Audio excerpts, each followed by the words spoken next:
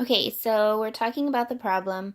And what I would have done is I would have already told the student what the definition of the problem is, and I would tell the student that authors write about something that the character has to overcome in a book.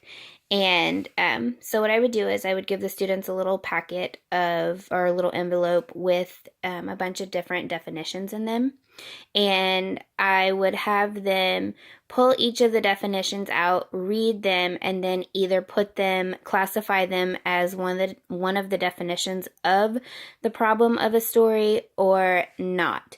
Um, so I just have things here like causes trouble for the character, what the character wants to change, what needs to be fixed, a challenge, difficulty the character is facing, or an obstacle. If they were in the lower grades, I would continue by defining some of the words that the students might not know, like what an obstacle is, or maybe what a challenge is.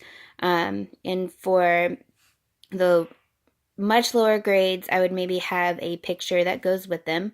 And then the definitions that don't fit were the things that we had gone over previous, like the setting and character traits.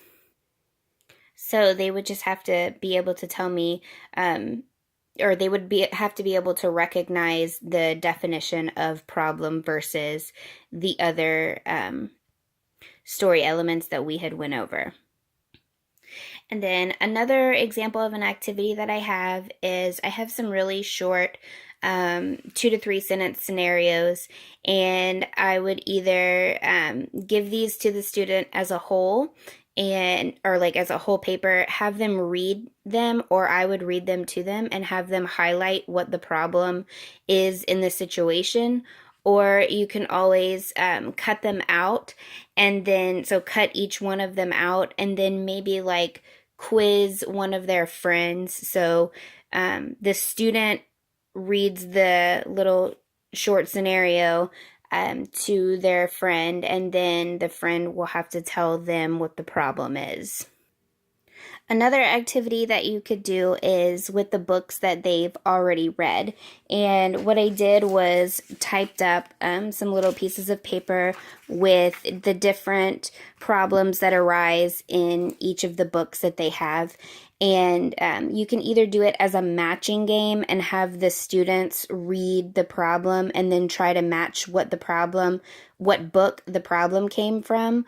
Or the other way that you could do it is in small group. If you will print out the names of each of the books, so then one student will get the names of the books, and then one student will get the problems, and they have to work together to match them up and by deciding what the problem was, and then they tell the teacher what their outcome was.